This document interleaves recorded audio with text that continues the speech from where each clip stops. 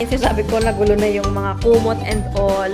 So, may dalawang queen bed. Tapos, eto, merong pintuan, sliding door, papunta sa balcony. Ayan si Cray Cray and si Daddy. Ito yung view. Merong partial view ng dagat dito. Meron ditong 2 feet, pambata. Ay, no, laki na pambata.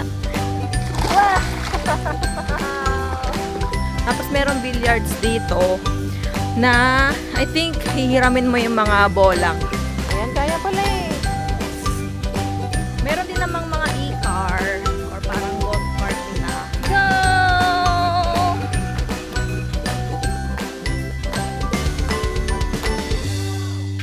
Good morning! Andito kami ngayon sa Club Balay Isabel. And actually, kahapon pa kami naka-check-in dito. Habang nasa field trip kami ni Gray Gray, si Daddy yung nag-check-in. Tapos, gabi na kami naka-uwi kasi ginabi na kami sa field trip. And medyo pagod na mga persons. So, hindi na kami nakapag-vlog. So, ngayon pupunta kami sa breakfast. Mag-breakfast muna tayo. And babalik tayo sa room para mapakikita ko sa inyo yung room namin na kinuha dito sa Club Balay Isabel. And then, mag-iikot din tayo dito para mapakita namin sa inyo yung mga amenities. And kami, para makita namin yung mga amenities. Kasi ang nakita pa lang ni Daddy kahapon is yung pool. Kasi malapit sa front office. Meron din palang pool dito sa may restaurant dun sa gilid. Nagtanong kami dun sa may guard kung saan yung breakfast. May sinasabi siyang dalawang breakfast place, ganyan. Kasi hindi namin sure kung saan. Walang sinabi sa amin. Kasi nuro na lang kami nung guard dito kasi ito yung pinakamalapit, yung Terraza Cafe something. Tapos may hinihingi sa amin na voucher, breakfast voucher. Tapos walang binigay sa amin. Tapos na-realize namin, wala palang breakfast yung nabook namin na room. So nag-order na lang kami ng a la carte. Tapos babayaran na lang namin. Tapos naisip namin, kung ganito ba talaga yung breakfast nila, kung a la carte lang ba or may breakfast buffet. Kasi di ba sa Binongard may dalawang breakfast area. So maka dun sa kabila, mga breakfast buffet. So i-check na lang namin bukas yung kabilang area or i-confirm namin kung meron bang silang breakfast buffet para matry din natin yun. Ito na yung order ni Gray Gray, pancake na may syrup and butter. Tapos yung mga pancake ang cute. May mga smiley. Uy, meron nakadila Nakadila. Tapos meron nakalabas yung ganyan. ito. Paano yan? ito. ito. Cute. O, kain ka na. Ito na din yung food namin ni Daddy. Sa akin, beef tapa. Meron na siyang kasamang fruits, kanin, choice of plain or garlic, tapos egg. So, sunny side up yung pinili ko. Tapos si Daddy naman, daing na bangus, tapos scrambled egg naman yung pinili niya. Let's eat!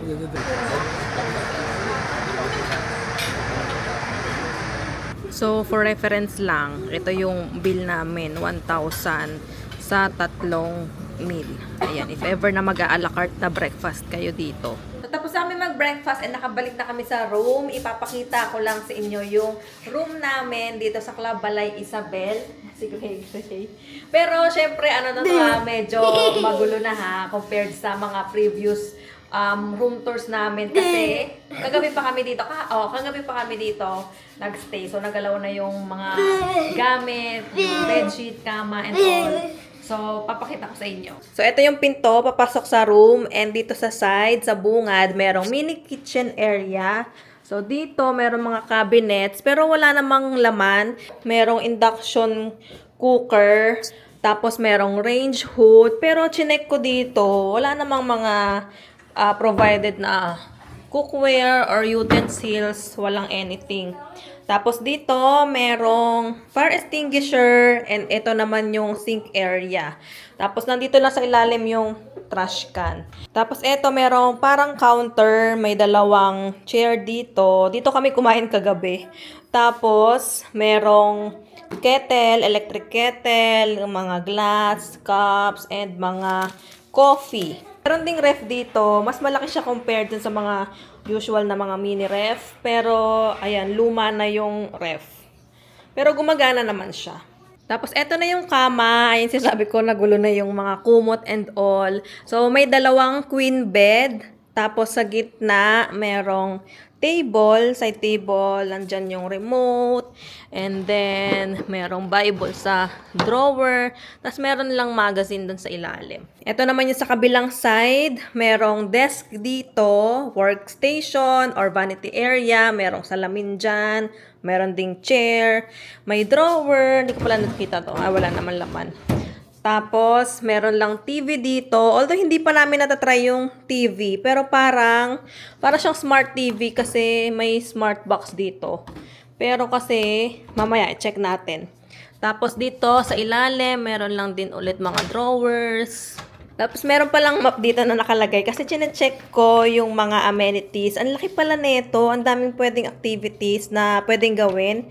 Binigay daw to sa front desk. So, mamaya, libutin natin yan. And then, dito naman, may luggage rack. Nandyan yung mga gamit namin. And may cabinet dito na wala namang laman. Wala nga ding mga hangers. Wala ring safety deposit box. Ay, meron pala hanger, sorry. Ayan, merong hanger. Pero walang safety deposit box. Tapos, ito yung CR. Nandito siya sa side. Ayan. Ito yung salamin, yung sink. Meron din ditong toilet, syempre. Tapos, ito yung mga toiletries. Sabon, puro sabon. And then, conditioner, shampoo. Tapos, ito yung shower area. Tapos, dito namin nilagay yung mga towels. May provided ng towels. 4 nga yan na towels. Pero, originally, dito yan sa kama nakapatong, nakarolyo sila. Tapos, ito, merong pintuan. Sliding door. Papunta sa balcony. Ayan si Gray Gray and si Daddy. Open natin. Asan yung buksanan? Nandito pala. Bukas pala. Wait lang. Ayan. Merong table and chair dito. Ito yung view. Merong partial view ng dagat dito. Tapos, ito, garden view yung sinasabi nilang view ng room namin. Ayan. Ang room type pala nito is lakeshore room. And hindi lahat ng rooms merong mini kitchen ha. Parang yung mga standard room ata, walang mini kitchen.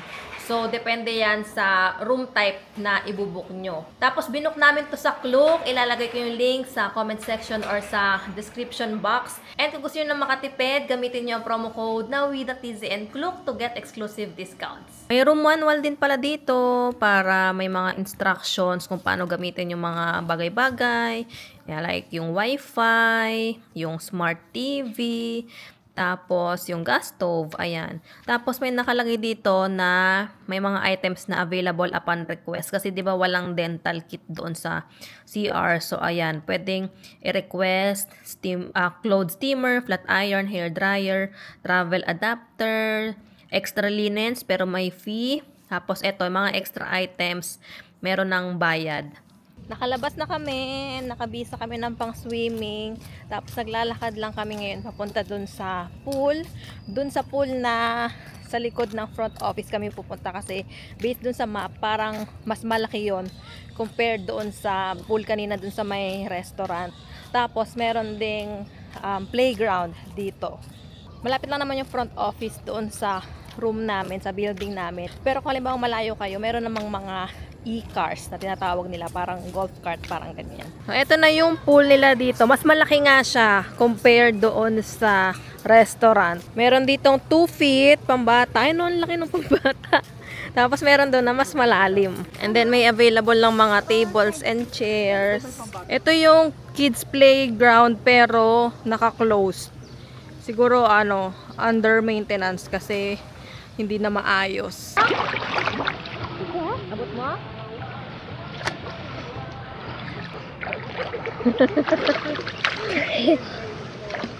What speed boat din mo? Go! Woo!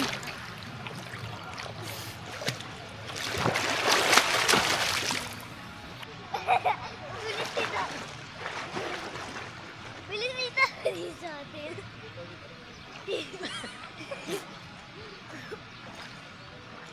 Stop!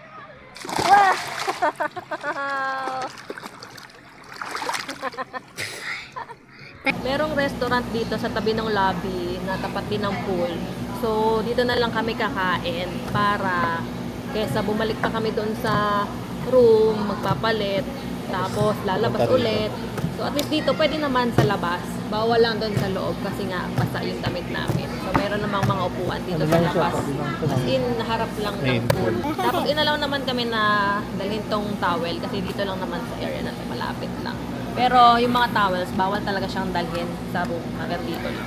Take note pala na kapag kakain kayo sa mga restaurants, even kanina sa breakfast, hindi sila nagro-room charge. So either cash, GCash, or credit card, debit card, yung pambayad nyo. Ngayon wala kami dalang wallet kasi nga balak namin babalik muna kami sa room. Pero pwede naman daw yung GCash. So okay. Tsaka ano ata o video pay QRPH pwede. So may dala naman kaming phone, buti na lang. May wifi naman dito. Yes. May wifi. May wifi ba? Abot ba yung wifi? Meron connect doon sa guest. Meron. Pero may signal din naman yung data. Ito na yung isang order namin, lasagna. Tapos pizza, yun lang, pizza lasagna lang order namin. Ito na yung pizza namin, Pizza Royal. Ano siya? Thin crust.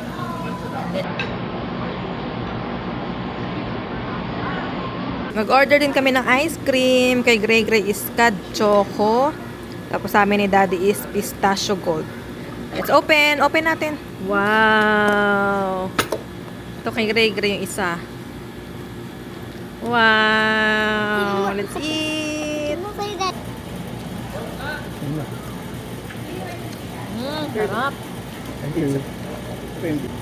Tikman natin yung pistachio. Pistachio? Kapero na lang sarap ng ice cream ko. Ang creamy nung ice cream. Matikman? Sige. Maganda lang. Oh. Ayun, Kaya dun sa akin. Sa'yo yan. Oh, kasi 1.5 yung ano ko eh. Wala. Hi! We're back! Gising na kami sa nap time. Gising na si Gray Gray. 1 hour nap time lang. Ginising na namin siya. Kasi, para ma-explore pa namin yung mga amenities dito. Kasi kanina sa swimming pool kami, nag-enjoy kami sa pool. Kasi, ang laki ng pool. Tapos, wala masyadong tao. Konti lang. So, ngayon tayo mag-explore ng amenities. And, dinalakad namin pupunta dun sa bike rental. Kasi nadaanan namin yung bike rental. Tapos, meron din dito billiards. Ayan, eto may billiards. Ito lang yung ano namin, dyan sa pangalawang building lang yung kwarto namin. Tapos meron billiards dito na I think hihiramin mo yung mga bola kasi meron nakalagay dito. Ayan, get your equipment. May 200 security deposit. Tapos makukuha nyo naman yon kapag ni-return na yung mga equipments. Eto, may dalawang table. Isa dito and isa dito. Tapos doon sa kabila yung bike rental, puntahan natin sila. Wala, sira yung mga pambata. Mga pangmalaki lang. Hindi yan abot ni Gray Gray. Mga pangmalaki. Saan?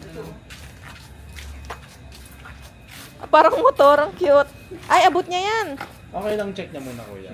Check mo muna Gray kung kaya mo. Magkano yung renta? Magkano? Try mo nga. Pajak. Ayan, kaya pala eh. Ano? Kerry?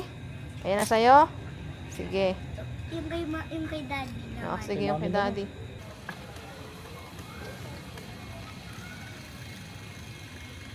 Ako lang yung nag-rent ng bike. Si daddy hindi na para ma-assist niya si Gray Gray. Kasi medyo gumigewang-gewang yung bike. Kasi hindi pantay yung training wheels.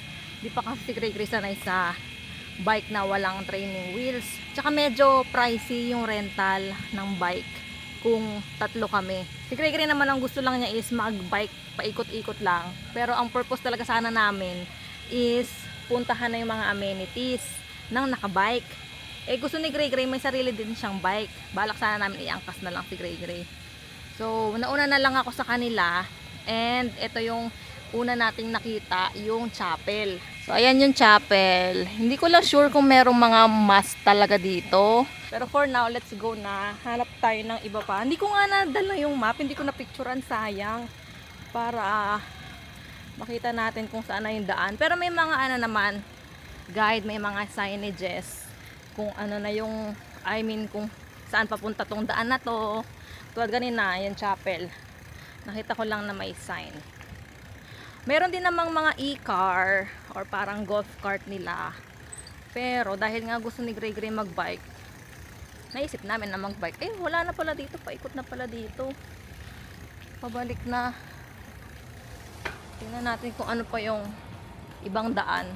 Meron ako nakitang map online. Din-download ko na. And, andito pala sa bandang unahan sa may entrance sa ibang amenities. So, eto. Nadaan natin. Basketball court. Pala sa kabila, volleyball or badminton. So, basketball, volleyball, badminton. Yun nandun sa kabilang side. May isa pang pool dito kaso naka-close siya. Temporary closed daw. Ayan. Sa next na tayo. Meron ako nakita sa map na parang soccer field. Dito lang din malapit eh. Ayan siya. Kaso ang taas ng damo. Hindi ata na-maintain. Ayun yung ano oh. Zoom ko ba? Yan. Ayan yung, ano man tawag dyan? Net goal. Yan. Balikan na natin sila daddy. Ano sila sa dulo. Ay, nagpapalipad na sila ng drone. Go! Yehey! Go!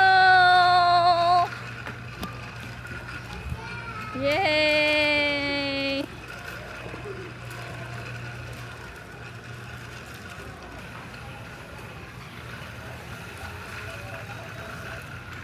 Ito yung spa nila. Tatanong lang kami kung may available pa for later. Ayan, taas pala ng camera. Tanong lang kami kung may available pa para mamayang gabi. Ay, walang tao. Ito yung mga rates nila ng body massage. Meron ding body scrub with massage. Ito yung isang kainan na malapit sa room namin. Red Egg Deli. Tingnan namin kung may mga snacks dito. Eh, open pa pala. Oh. Ay, hanggang 5 p.m. Ay, hindi. Pag weekdays. Hanggang 7 p.m. kapag Saturday. Ay, no, may mga cookies. Pancake sa'yo? Meron sila ditong sungka, tsaka chess. Gusto mo mag-chess or sungka? Ganito yan, no? Chess. Dito ba yung suka? Mayroon daw. Oo, okay. Hindi kita. Ganun talaga. Sabi mo na! Ito na yung order ni Daddy. Ginataang totong. Totong. Tapos, calamansi juice. Tapos, may isa pang pancake. Whipping ka pancake. Ito na yung bibingka pancake. Ang laki dalawa oh. Ay, sarap yung itlog maalat. Tapos merong ano to, nyug ata to eh. Tapos butter and then may syrup. Ang laki ng syrup. Are you excited? Itlog maalat eh. O, tama na. Konti lang muna. Ay, akin na muna. Hiwain ko na muna. Sarap. Good morning! Breakfast na kami ulit dito sa Terasa Cafe. And this time, nag-avail kami nung breakfast buffet. Kasi nagtanong kami, di ba, kung saan yung breakfast buffet. Dito din daw pala. Pero kahapon kasi, wala silang available na breakfast buffet kasi low occupancy daw. So, depende daw yon sa dami ng naka-check-in kung magkaan silang breakfast buffet. So sabi ko, paano po malalaman kung yung booking date is may breakfast buffet? Ini-inform daw nila doon sa check-in. So halimbawa nag-avail kayo online ng room na may breakfast included, upon arrival nyo pa malalaman, upon check-in nyo pa malalaman kung yung breakfast na included is a la carte lang or breakfast buffet. Ayan, so andito yung mga main nila. Dito merong dalawang klase ng rice. May plain rice and then may garlic rice. Tapos merong scrambled egg. May noodles din, pancit canton. Tapos dito na yung mga ulam. Merong dried fish, may fried kamote, merong sausage, chicken franks, yung nakasulat dito. Tapos luncheon meat, and then corned beef. Yan. May mga juice din sila dito. Ito, cucumber ata to. Infused water. Ito, hindi ko sure kung mango or pineapple. And then, may condiment section din. Andyan yung mga suka, toyo, ketchup, Tapos dito sa gilid yung coffee. And lastly, dito naman sa side na to, merong mga tinapay. Ito naman yung mga spread. Tapos meron silang ganito, oh, totong. Parang ito yung kinain namin kahapon sa merienda. Tapos meron ding puto talisay. Gusto kong itry ni Daddy to, parang masarap. Tapos may fruits, watermelon, and then ito yung salad bar.